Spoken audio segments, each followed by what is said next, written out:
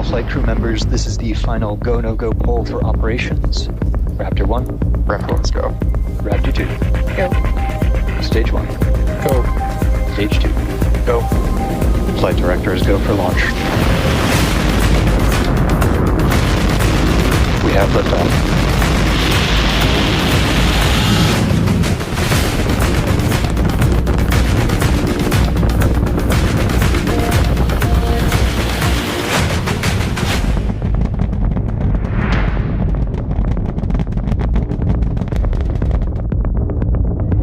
Vehicles pitching downrange.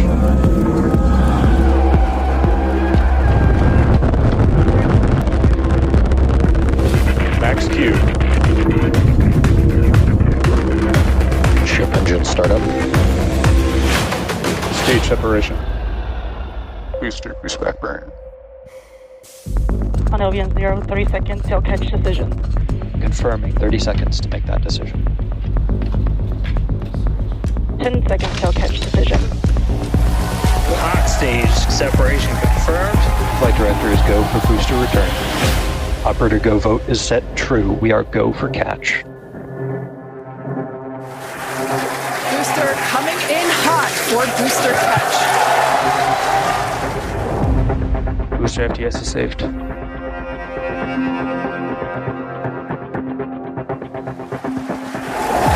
I ignite 13 of those Raptor engines, and this view is incredible right now.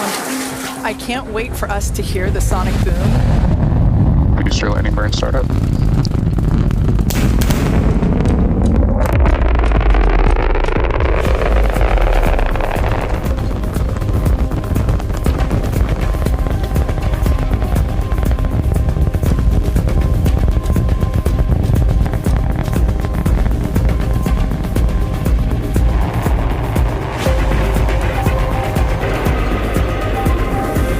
We can see those chopsticks now. This is absolutely insane. On the first ever attempt, we have successfully taught the super heavy booster.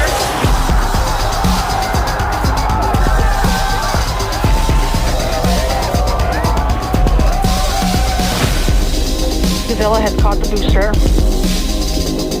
Ship avionics power and telemetry nominal. Starship has entered the atmosphere.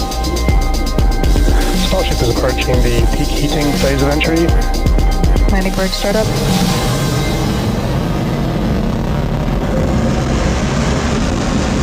Starship is off target.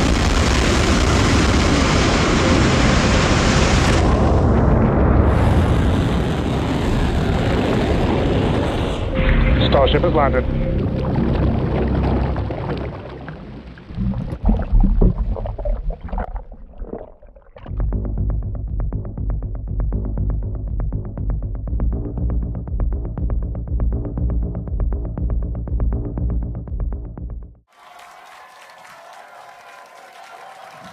Key moment to look at in 10 seconds, that T-minus 40.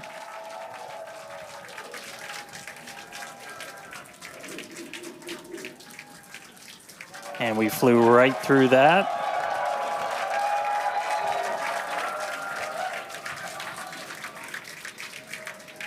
Flight directors go for launch. All right, we're now T-minus 20 seconds until liftoff of Starship Flight 6.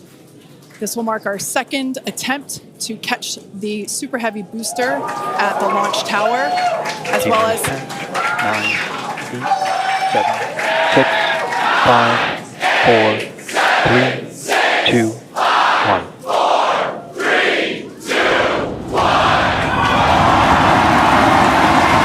Detect liftoff.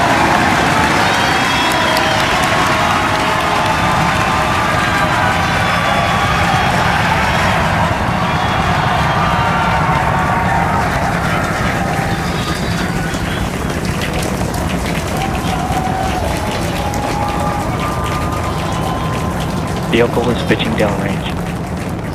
Booster Raptor, chamber pressure nominal.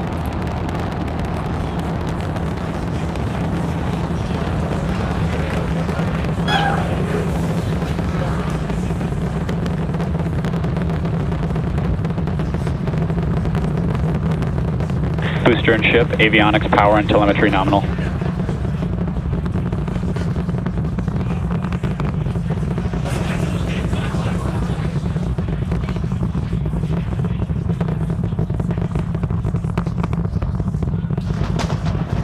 Vehicle All right, has we're reached just a little over a minute into maximum flight. dynamic pressure. We're about 6 miles away, so all the sound's still hitting us here. Hearing good call-outs that power telemetry nominal, that's flying straight and true. We do see all 33 Raptor engines lit up on telemetry screens.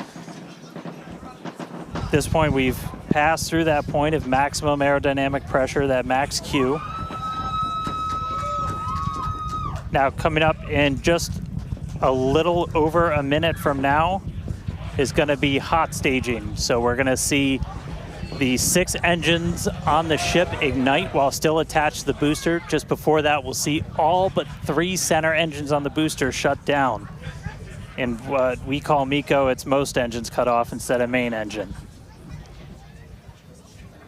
And so while we continue to watch it go up, a lot of our flight controllers looking at all the systems around the tower. Again, we have to send a manual command.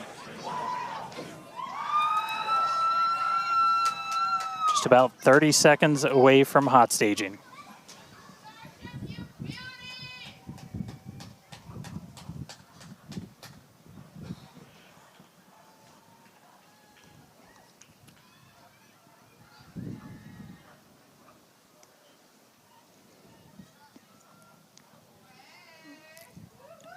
And we heard the tower is go for catch. Booster engine cut off. The return flag is set for true. Ship engine start up. Stage separation. All right, hot staging confirmed. Booster 6 out of boost 6 back lit on the ship. Booster boost back going. We heard that we are go for catch. Kate, Jesse, take good the views. Hopefully I got a booster coming home real soon. Wow, from our view here, Dan, great views of planet Earth behind that super heavy booster. Right now it is performing the Ship boost chamber back pressure burn. nominal.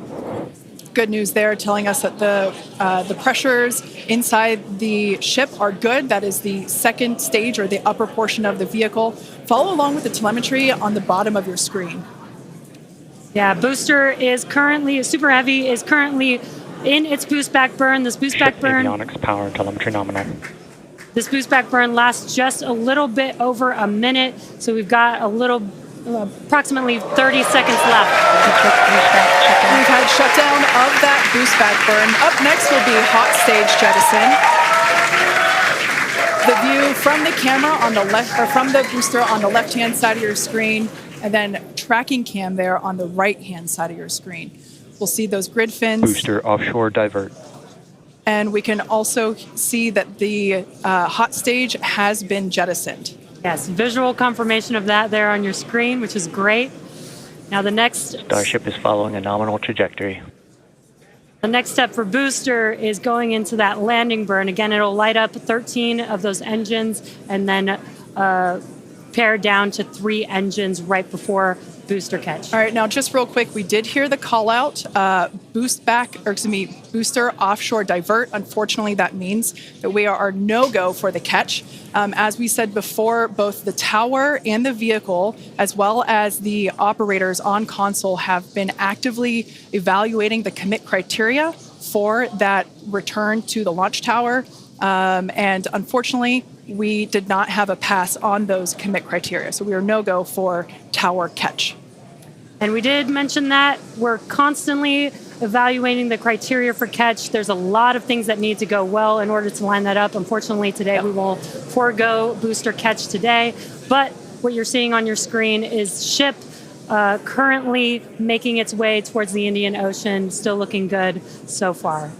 Exactly. So views there of the booster on the left-hand side of your screen, views of the ship on the right-hand side of your screen. Now, we've said before that it was not guaranteed that we would be able to make a tower catch today. So while we were hoping for it, like we said, it was pretty epic on attempt 1, but the safety of the teams and the public and the pad itself are paramount. So we are accepting no compromises in any of those areas. Exactly, and we're still going to get a lot of good flight data with booster even, but especially with ship. Again, we have an additional objective today to do an in-space relight of a Raptor engine, which again will help us set us up for being able to do deorbit burns, which is Ship chamber pressure is nominal.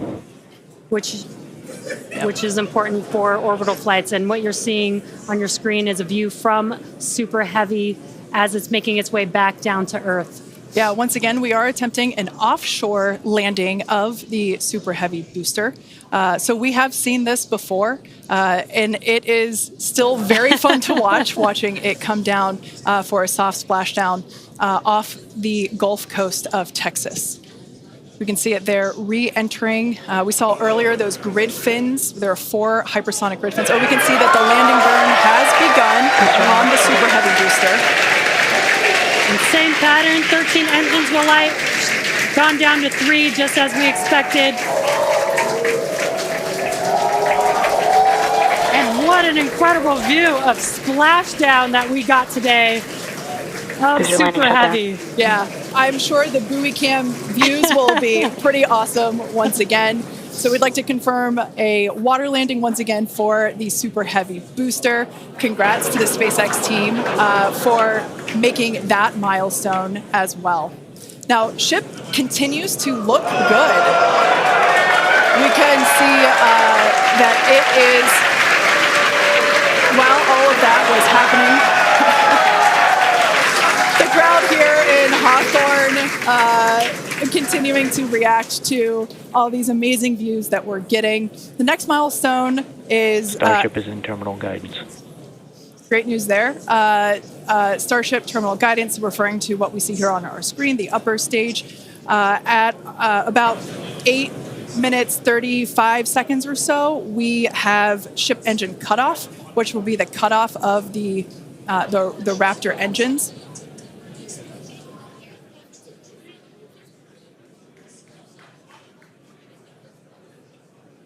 We can see on our screen ship giving us some incredible views brought to us by Starlink.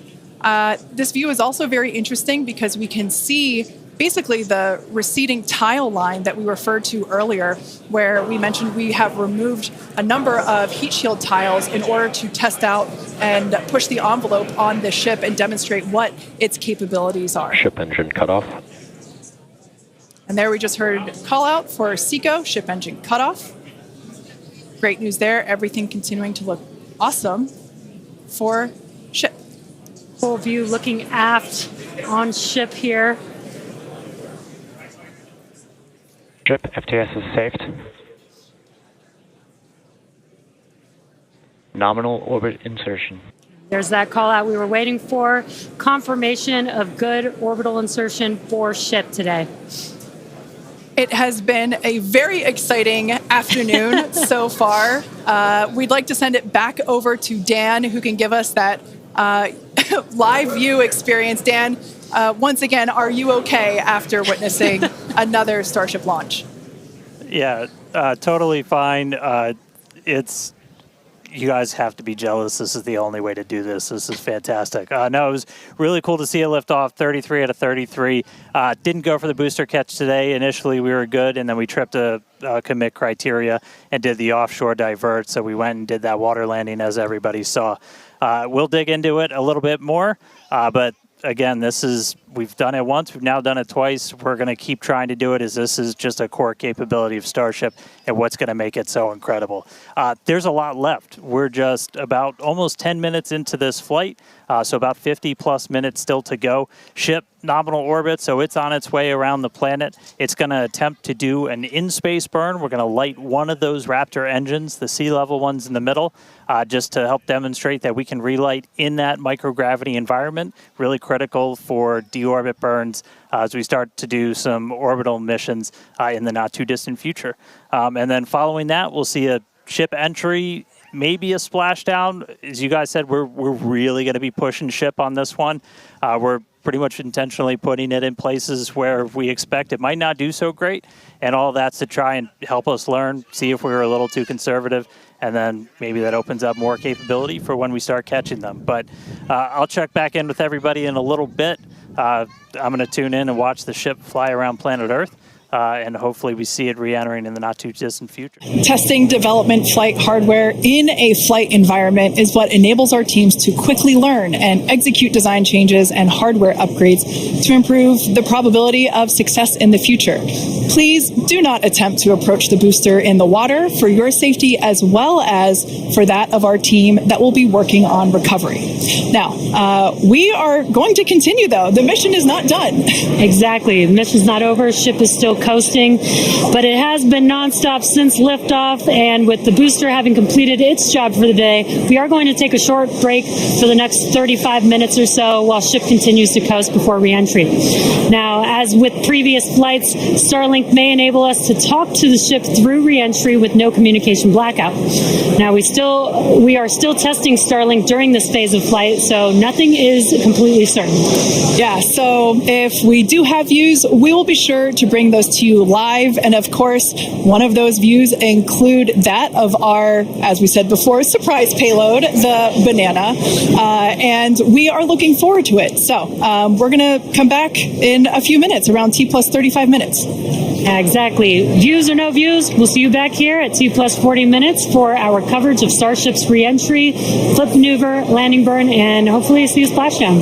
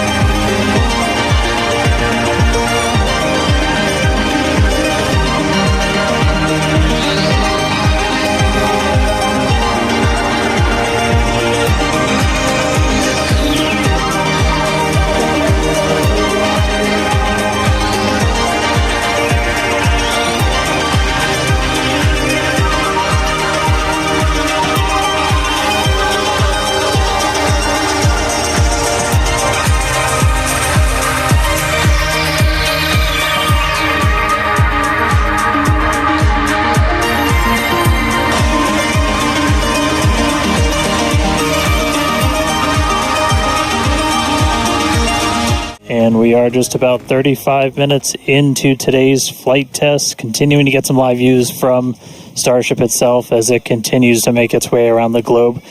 We are coming up on what we will hopefully see is our in-space relight demonstration. This will be firing up one of those 3 sea-level Raptors on the very aft end of the ship and essentially reigniting it while we're in the microgravity environment in Earth orbit. We had attempted this once previously on Flight 3, but ended up skipping it when we had some attitude control issues with the ship.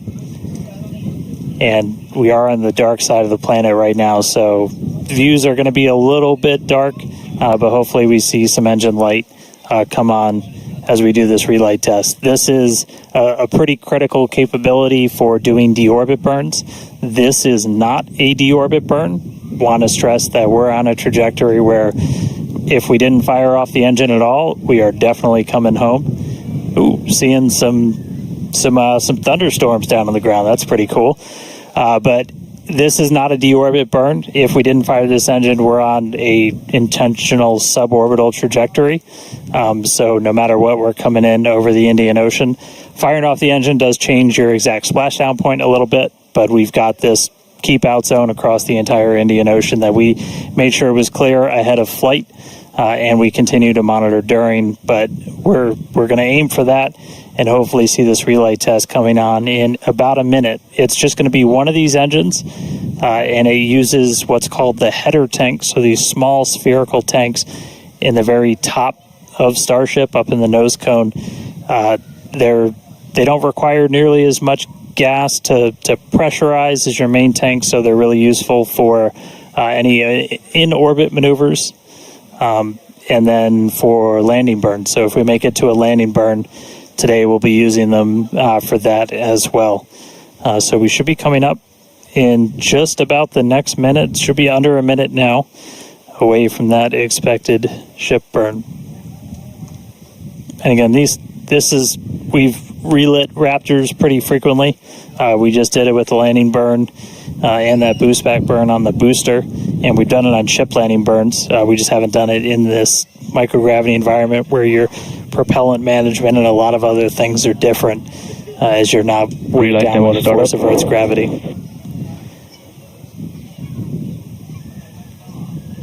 And just heard the call out for startup. There's some light. There's that Raptor relit. And shut down. All right, there you have it. The first time ever lighting a Raptor while in outer space, other than our ascent burn. So really cool to see that relit. That's a pretty critical capability that we're going to need when we're doing orbital missions in the not too distant future. So check another one off. That was a really cool. That was an objective we really wanted to hit on this one, and so good to see ship knock that one out in orbit. But for now, we're going to coast for just a little bit longer, and then it'll be time for ship entry. So we'll get the usual light show as we return from hypersonic velocities. We're just starting to do the entry prep for that, so we're going to get the flaps positioned, and then it's going to start taking the brunt of all of that heat as you're coming in from well in excess of 10,000 miles an hour.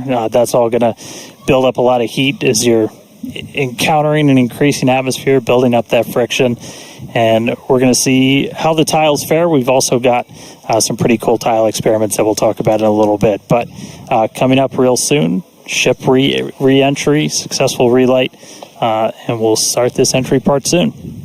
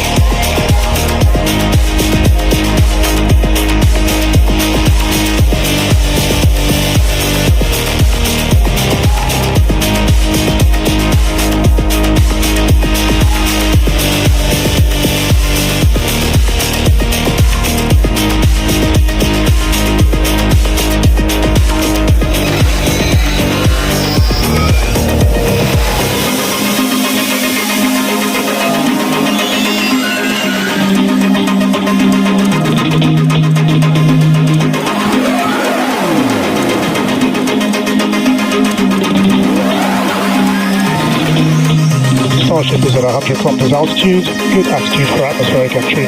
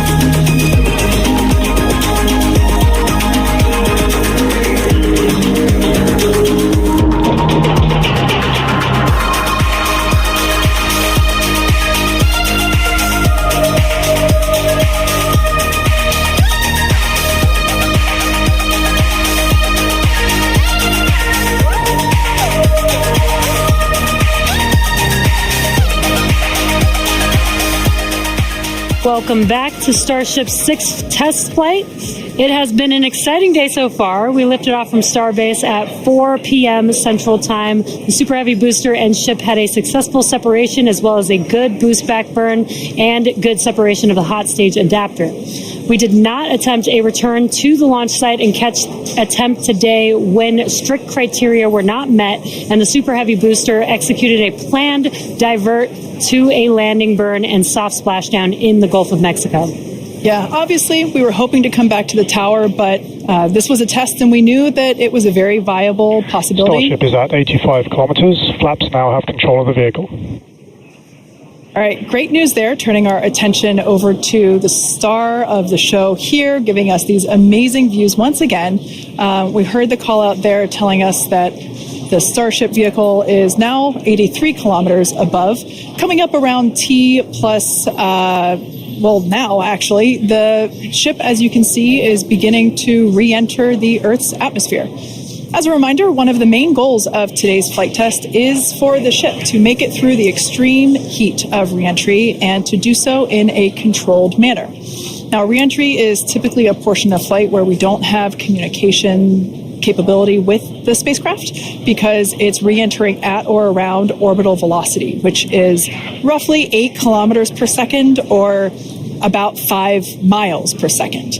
Now, at those speeds, pretty fast. The spacecraft is moving through the atmosphere rather quickly, and that results in friction, as we can see that starting to happen on our screen, and this creates a plasma field around the vehicle. That blanket of plasma distorts communication frequencies, so it's not uncommon to experience brief blackouts in communication.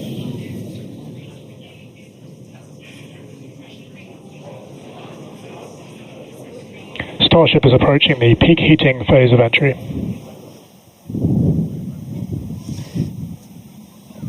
And we just heard we're getting into the peak heating phase. We're getting these views courtesy of Starlink. We've got 4 different terminals on the ship itself.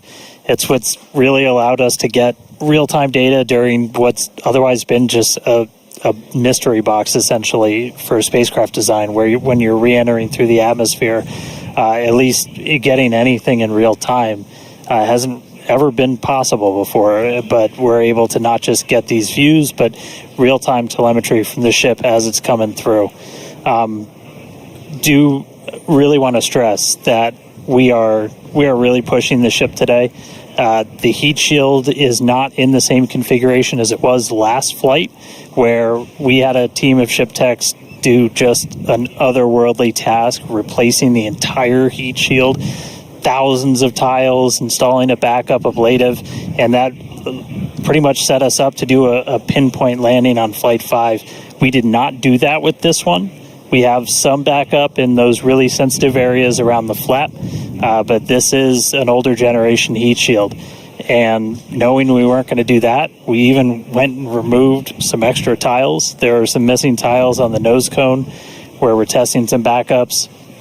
There are some steel-covered tiles in a couple of different spots, and there's also a whole lot more steel of the ship showing. As you guys talked about, we gave it a little bit of a haircut, a couple hundred tiles trimmed off the sides, and that's where we might have catch fittings in the future. But color's starting to come in, so it looks like things are going to start heating up, Kate and Jesse. Yeah, fun fact, Dan, we actually removed 2,100 heat shield tiles from Starship in order to basically present that necessary receding line, which you kind of can see there in your view. Think back to previous flights. The heat shield line came up further on the vehicle, and just like Dan said, we want to test the vehicle beyond what we think it is capable of carrying based on our simulations and calculations. So once again, to just be super plain, don't be surprised if we see some wackadoodle stuff happen here. We won't be. There are a number of things that we are testing out intentionally to see what the ship can take. Yeah, exactly. And knowing what those limits are will really help us design the vehicle of the future. Essentially, removing those tiles helps us remove a lot of weight from the vehicle, a lot of things that might potentially need refurbishment in the future. And the goal is to come up with a heat shield pattern or design that we don't have to refurbish. We can just continue to use it over and over again. And that's why we're changing some of those tiles and moving stuff around, removing a lot of those tiles, as Kate has been mentioning. Exactly. And, looking forward to the Starship capability of the future, we want to be able to catch Starship like we do with boosters. And so the next flight, we want to better understand where we can install catch hardware, not necessarily to actually do the catch, but to see how that hardware holds up in those spots. And today's flight will help inform, does the stainless steel hold up like we think it may based on experiments that we conducted on Flight 5? Now, continuing to look, amazing views. Yeah, Dan, go ahead. I was just going to say, there's so much on this flight that we're doing to try and, make all the ships that we're about to start flying even better, just really understand what their capabilities are going to be.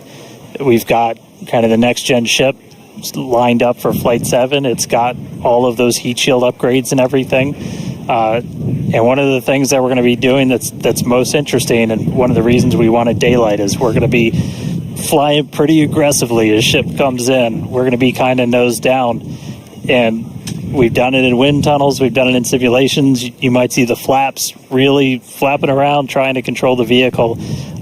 We're betting we might have a little bit more capability than we think in just the analysis, but always a chance that bet doesn't pay off. But that just helps us know what are our Starship limits. is now halfway through the peak heating phase of entry. Sweet. Halfway there. Halfway home, guys. Yeah, and if you guys, again, can follow along with the altitude and the speed of ship as it's making its way back down to Earth, bottom right-hand corner of your screen, speed is still going really, really fast. Again, as it gets closer to Earth, we'll see that altitude drop a little bit faster. It's kind of dropping pretty slow right now. And again, as we get closer and closer to literally the surface of the water, then we'll start to see that speed pick up. And if we can make it through this re-entry, we will attempt to do that flip maneuver once again and splash down in the ocean. Exactly. Like we've been saying, we are testing beyond the perceived limits of the vehicle. We want to go learn more about the ship, and this is a great opportunity to do that. So really pushing the flight hardware in a flight environment to help inform these future designs. As we've mentioned, it has a different heat shield. This heat shield is not the same generation as what we flew last time. This one is one generation older. So we are also testing out new secondary thermal protection materials. So basically, like if the heat shield isn't in this one spot, can this other material protect the metal is the thinking there. Also checking of the ship's structural strength in those areas where we're looking to add that ship catch hardware just to see if it survives entry. So yeah, as we've been saying, we've done a lot of calculations and simulations. This view right here is super cool. This is looking out from the aft engine bay, basically at the bottom of Starship. Then on the center left-hand panel, if you will, we have one of the forward Starship flaps, so one of the flaps located at the top of the vehicle. Underneath that is one of the aft end flaps, like the one that we see in the main picture there on the right-hand side of your screen. Now, these views as the vehicle continues to enter the Earth's atmosphere, drawing a crowd once again here at SpaceX and Hawthorne as folks tune in as the mission continues on.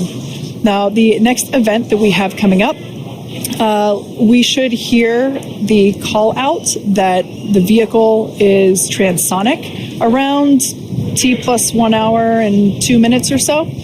That means that the vehicle is traveling near the speed of sound. We say near the speed of sound because there are certain parts of the vehicle where airflow is going faster and other parts where it's going slower. So it kind of teeters there on the brink of the speed of sound. So once we have equal flow on all parts, then we'll hear it's subsonic. Yeah, and and almost real quick, almost a reverse of. I'm sorry, Jesse. Almost a reverse of before. We see the Earth starting to come into view. We've got sunrise there over the Indian Ocean. So this is going to look different from any of the re-entries we've had before. And it was specifically so like we get as much daylight as possible to see how ship does this. Over to you, Jesse. Sorry about that. Dan, great minds think alike. That's exactly what I was going to point out, is that we're getting a lot clearer view of the Earth in the background with the different temperatures that we're seeing with the different colors of that plasma around the ship, which is really, really cool to see. Again, we are pushing the limits of ship today, but so far everything is looking pretty nominal. We'll see how the next few minutes goes. Yeah, like we've said before, don't be surprised if this is not entirely smooth sailing all the way down to the ocean's surface. Similar to Flight 5, we are targeting the same splashdown location in the Indian Ocean, but we are not expecting to recover the vehicle. Right, and we were getting some glimpses of the flaps. The flaps so far are looking pretty good. We're not seeing any burn through. There's those flaps again in that hinge area, which is our most concerning area there. That's great news for us for now. Again, the next few minutes could change as we continuously push those limits.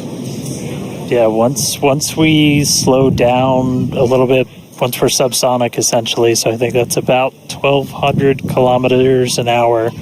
Once we're down below that, that's when we're going to kind of dip our nose down and get that more aggressive angle of attack. Normally we're just belly flop right into the water, pretty much that position. But if we're going to be able to do return to launch sites, we're going to want to be able to fly with a little bit more of an angle of attack, get you a little bit more range as you're coming through. And so this will be just a test to see quite how far can we push it. And obviously we're going to do these kind of tests way out here in super remote areas before you ever try to bring a ship back to a place like Starbase. Starship remains on a good entry trajectory. External temperatures are coming down. All right, great news there. That tells us that we are through the phase of peak heating. So we are expecting these temperatures to continue to come down. Once again, we are targeting a soft splashdown in the Indian Ocean around off the northwest coast of Australia. We can see these beautiful views of planet Earth coming in. Yeah, this is very different, where we had nighttime views of the ship as it was re-entering, and now we've got daylight. It is about an hour or so after sunrise there in the Indian Ocean, so pretty cool to see this. Yeah, and it might not seem like it makes a huge difference, but we do get a little bit more light on ship as well for the camera views that we have, which is very beneficial for us to visually see anything and try and correlate that to any of the sensors or data that we have on the vehicle. Exactly. That is why we shifted our launch window so that we could have that daylight in order to improve our observations of the vehicle. So not only are we getting all the raw data from all the sensors that are on board Starship, but we also have multiple cameras and assets out there that are watching the vehicle and will also be able to tell us with this visual story that is also very, very important. And as we get down a little bit lower, the Raptor engines are in their chill phase right now, so just essentially getting them primed to turn on. We're going to use those 3 center engines to do a landing flip and then a landing burn. So we'll come down kind of in that slightly pointed down belly flop and then fire off those engines to flip us around and then do that final landing burn. That should be coming up in just under 5 minutes from now. And then hopefully we start hearing some call outs on transonic and subsonic as we slow down. Again, once you hear Starship as subsonic, keep a close eye on the flaps. They're going to be working overtime essentially to maintain control of the ship as we get a little more aggressive with this.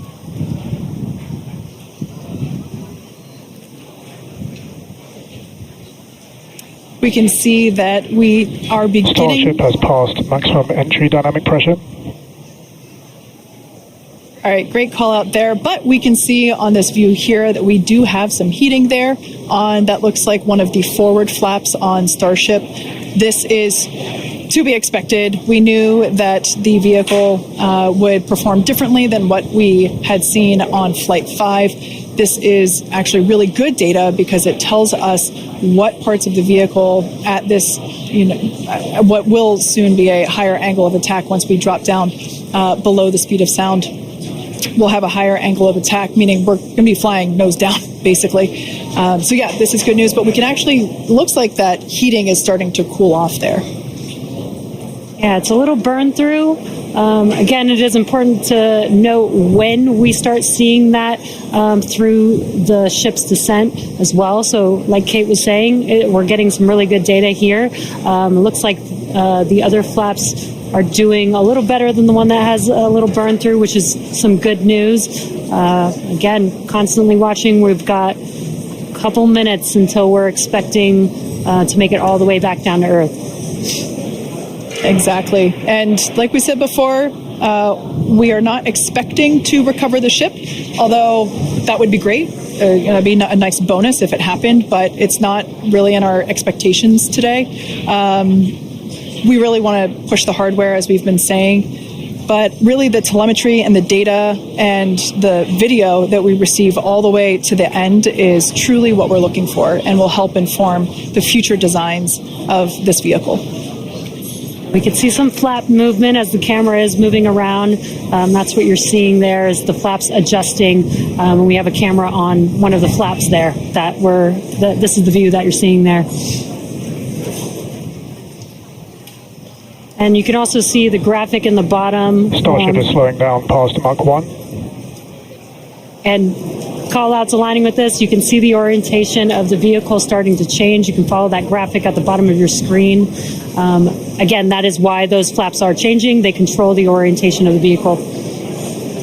Yeah, there are 4. Go ahead, Starship Dan. has started the subsonic belly flop, remains on a good trajectory.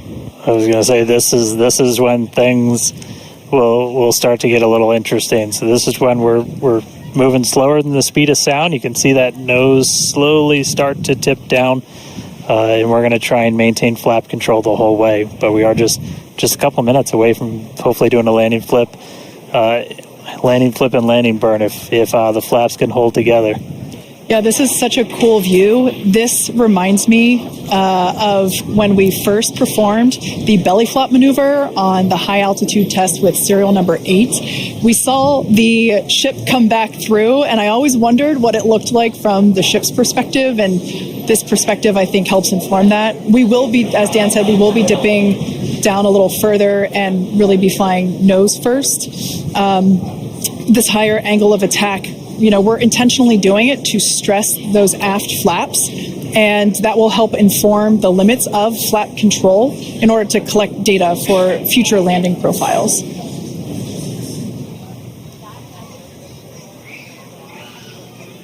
I mean, we're looking good so far. We've just got about 5 kilometers in altitude to go. We'll ignite the engines when we're still just a couple hundred meters over the ground, do that flip. Starship is passing through 5 kilometers altitude, remains on a good trajectory. I have a feeling this is going to look so cool as it passes through the clouds. Obligatory shout out to the entire avionics team on Starship. And there's that nose down orientation.